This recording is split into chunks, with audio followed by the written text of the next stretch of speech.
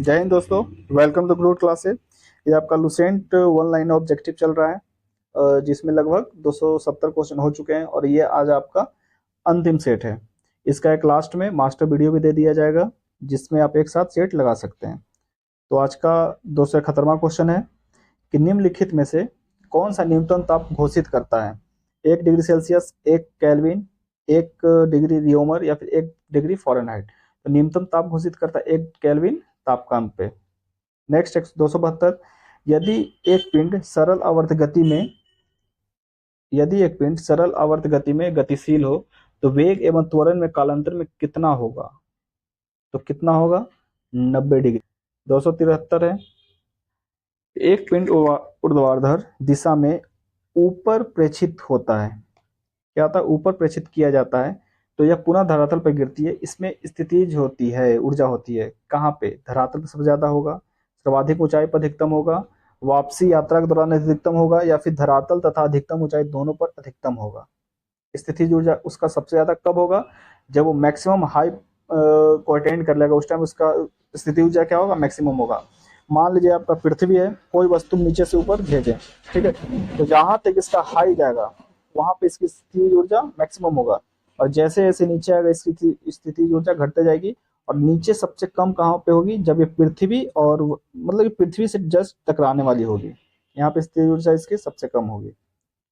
274 है, निम्नलिखित युग्म में से कौन एक की एक समान बीमा नहीं है? यानी किसका एक समान बीमा नहीं होता है? स्थितिज ऊर्जा एवं गतिज ऊर्जा के घनत्व और विशिष्ट घनत्व का, फोकस दूरी और ऊंचाई का, गुरुत्वीय बल और घर्षण बल का। तो किसका सेम नहीं होता है? तो घनत्व और विशिष्ट घनत्व का। 275 है, निम्नलिखित आरेखों में से कौन एक समान गति निरूपित करता है? बताइए, चारों में से एक समान गति निरूपित कौन कर रहा है? ABCD, चारों में से एक समान गति कौन कर रहा है? कौन प्रदर्शित कर रहा है? ये कर रहा है आपका ऑप्शन नंबर डी। देख सकते हैं आप, ये इधर गया फिर बढ़ा बढ़ा डाउन हो रहा है, ये आपका एक समान गति से बढ़ते जा रहा है। 276 है, सरल आवर्त गति में एक सरल लोलक के लिए निम्नलिखित कथनों में से कौन सही है? मध्य स्थिति में गतिज ऊर्जा अधिकतम होती है, मध्य स्थिति में स्थितिज ऊर्जा अधिकतम होती है, एक में गतिज ऊर्जा अधिकतम होती है, एक में स्थितिज ऊर्जा, और मध्य स्थिति में त्वरण अधिक होता है, और लास्ट है इनमें से कोई नहीं, नन ऑफ दिस, लास्ट वाला। तो इसका ऑप्शन नंबर आपका कौन सा हो जाएगा? ऑप्शन नंबर ए, मध्य स्थिति में गतिज ऊर्जा मैक्सिमम होती है।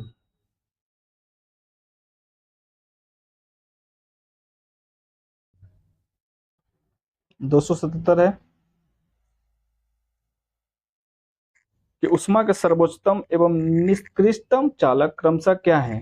उष्मा के सर्वोच्च और सबसे घटिया चालक कौन है? सीसा चांदी, तांबा एल्युमिनियम, तांबा सोना, चांदी सोना। तो एकदम सबसे घटिया शीशा है और सबसे अच्छा चांदी है।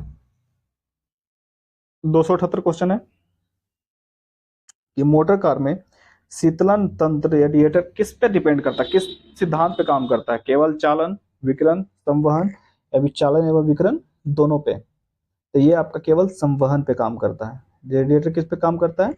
संवहन पे काम करता है। नेक्स्ट है, अधिक ऊंचाई पर भोजन बनाने पर प्रेशर कुकर बेहतर है, क्योंकि जल का क्वथनांक क्या होता है?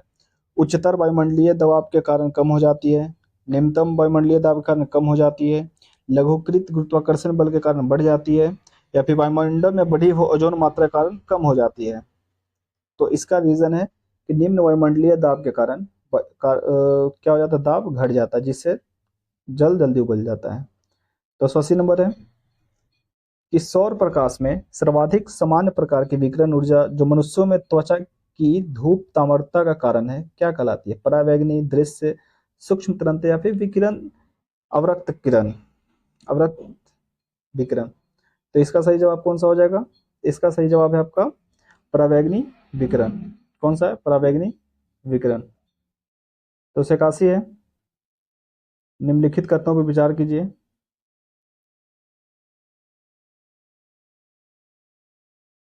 ये पहले बताते आ रहे हैं कि निकट दृष्टि वाला व्यक्ति दूर की वस्तुओं को देख सकता है लेकिन निकट की नहीं देख सकता है। सेकंड, दूर दृष्टि वाला व्यक्ति दूर को नहीं देख सकता है। और लास्ट है कि जरा दूर दृष्टि वाला व्यक्ति निकट वस्तु को बिना संबोधित चश्मे के भी देख सकता है। तो इसका आप लोग बताइए कौन सा होगा सही। तो इसका कौन सा सही नहीं है, तो इसका एक भी सही नहीं है, इसका एक भी सही नहीं है। क्या है कि निकट दृष्टि वाले दोष वाले व्यक्ति में निकट कहीं नजर आएगा, दूर का नहीं देख पाएगा। दूर दृष्टि वाला में दूर को नहीं देखेगा, नजदीक को नहीं देखेगा। 282 है कि साफ आसमान दृश्य प्रकाश के नीले तरंगदैर्घ्य के अल्प प्रकीर्णन कारण नीला दिखाई देता है। सेकंड, वायुमंडल में प्रकाश का रक्त भाग नीले प्रकाश की अपेक्षा अधिक प्रकर्णित प्रदर्शित करता है। और लास्ट है तीसरा, वायुमंडल की उपस्थिति में प्रकाश का प्रकीर्णन नहीं होगा और आकाश कृष्ण दिखेगा। कृष्ण मतलब काला दिखेगा। बताइए कौन सा सही है। तो केवल ऑप्शन नंबर 3, जहां पे आपका वायुमंडल की अनुपस्थिति यानी जहां पे वायुमंडल नहीं होगा वहां पे प्रकाश का प्रकीर्णन नहीं होता है, तो वहां पे प्रकाश कैसा दिखेगा, कृष्ण यानी काला दिखेगा। तो ऑप्शन नंबर 3 सिर्फ आपका सही है। 283 नंबर क्वेश्चन, जब किसी सेविंग ब्रश को पानी में निकाला जाता है तो उसके बाल आपस में चिपक जाते हैं, किसके कारण। श्यानता, घर्षण बल, घर्षण नहीं, पृष्ठ तनाव, घर्षण या फिर प्रत्यास्थता। तो पानी में चिपक जाते हैं किसके कारण, तो पृष्ठ तनाव के कारण। 254 है 84 है कि सरल आवर्ती गति कर रहे कण पर कार्य बल होते हैं कैसा। विस्थापन के अनुक्रमानुपाती होता है और माध्य स्थिति से दूर निर्देशित होता है। विस्थापन के अनुक्रमानुपाती होता है और माध्य स्थिति के निर्देशित होता है। दो ऑप्शन और देख लेते हैं। विस्थापन के अनुक्रमानुपाती होता है और माध्य स्थिति की ओर निर्देशित होता है, या फिर विस्थापन के अनुक्रमानुपाती होता है और माध्य स्थिति से दूर निश्चित होता है। तो इसका सही जवाब है आपका ऑप्शन नंबर सी, विस्थापन के अनुक्रमानुपाती होता है और माध्य स्थिति की ओर निर्देशित होता है। 285, जब मनुष्य द्वारा भूमि पर लगाया गया दबाव सबसे अधिक कब होगा। जब वो भूमि पर लेटा हो, भूमि पर एक पैर की उंगली पे खड़ा हो, या फिर जब वह दोनों पैरों को भूमि पर सपाट करके खड़ा हो, या फिर उपयुक्त सभी समान दाब उत्पन्न करेगा। तो बताइए सबसे ज्यादा वो दबाव कब देगा कोई मनुष्य, जब वो अपने एक अंगूठे से या फिर अपने एक उंगली पे खड़ा हो। 286 है, संचार में प्रयुक्त फाइबर ऑप्टिकल केबल किस सिद्धांत पर काम करता है। प्रकाश के नियमित परावर्तन, विकिरण परावर्तन, प्रकाश के अपवर्तन या फिर पूर्ण आंतरिक परावर्तन। ये आपका डिपेंड करता है ऑप्टिकल फाइबर प्रकाश के पूर्ण आंतरिक परावर्तन पे। 287 है, श्री सीवी रमन को किस क्षेत्र में कार्य करने के लिए नोबेल पुरस्कार से सम्मानित किया गया था। सीवी रमन को, तो उनको मिला था किस क्षेत्र में, सीवी रमन जी को, तो ये आपको मिला था उनको प्रकाश प्रकीर्णन के लिए, प्रकाश प्रकीर्णन के लिए। 288 है, क्रिस्कोग्राफ का आविष्कार किसने किया था। क्रिस्कोग्राफ का आविष्कार एस.एन. बोस ने, पीसी राय ने, जेसी बोस ने या फिर पीसी महालनोबिस ने। तो क्रिस्कोग्राफ का खोज किया था जेसी बोस ने। नेक्स्ट है 289 कि 0 डिग्री पर पारद यानी मरकरी के 760 मिलीमीटर कॉलम द्वारा लगाने वाला दाब क्या कहलाता है, क्या कहलाता है। तो वो आपका कहलाता है एक एटमोस्फियर कहला जाता है। ठीक है, अगर कोई एक 760 मिलीमीटर के कॉलम पे बल लगाता है। 290 है, गॉड पार्टिकल है क्या।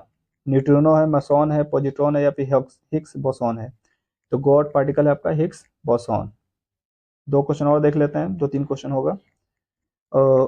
आइंस्टीन को निम्न में से किस सिद्धांत के लिए नोबेल पुरस्कार दिया गया था। सापेक्षता का सिद्धांत, प्रकाश विद्युत का सिद्धांत, ब्राउनियन का गति सिद्धांत या फिर विशिष्ट ऊष्मा का सिद्धांत। तो आइंस्टीन को दिया गया था सापेक्षता के सिद्धांत के लिए या फिर प्रकाश विद्युत का सिद्धांत के लिए। तो ये इनको दिया गया था आइंस्टीन को प्रकाश विद्युत का सिद्धांत के लिए। ऐसे सापेक्षता के सिद्धांत भी कौन दिए थे, आइंस्टीन ही दिए थे, लेकिन इनको नोबेल पुरस्कार मिला था प्रकाश के सिद्धांत के लिए, प्रकाश विद्युत के सिद्धांत के लिए। 292 है कि प्रकाश किरणें सरल होती है लेकिन प्रकाशित तंतु से वे टेढ़े मेढ़े पथ से होकर गुजर जा सकती है। इसका कारण है कि तंतु में अत्यंत बारीक छिद्र होते हैं। प्रकाश किरणें तंतु में प्रविष्ट छोर पर अवशोषित होती है और निगम छोड़कर मुक्त हो जाती है। तीसरा है तंतु के अंदर प्रकाश का प्रकीर्णन होता है। या फिर लास्ट है कि जैसे ही प्रकीर्णन तंतु से गुजरती है तो उत्तरोत्तर पूर्ण आंतरिक प्रवर्तित घटित होती है। तो इसका रीजन क्या है? जैसे तंतु में किरण जाती है तो उत्तरोत्तर पूर्ण आंतरिक प्रवर्तित घटित होती है। और आजकल अंतिम सवाल लुसेंट का ऑब्जेक्टिव का ये अंतिम सवाल है 263 नंबर। और इसके बाद आपका केमिस्ट्री या फिर फिजिक्स का टॉप, यही आपका पूरा ऑब्जेक्टिव का करवा दिया जाएगा टॉप 30 के रूप में। तो अंतिम सवाल है कि बोस-आइंस्टीन संघनी है। बोस-आइंस्टीन क्या है? संघनीय है। द्रव की ठोस अवस्था, द्रव की पांचवी अवस्था, संघनित द्रव की अवस्था या फिर प्लाज्मा। तो ये है आपका द्रव की पांचवी अवस्था। तो इसके साथ ही आपका फिजिक्स का ऑब्जेक्टिव कंप्लीट हो चुका है। मिलते हैं अब अगले एपिसोड में। Thank you.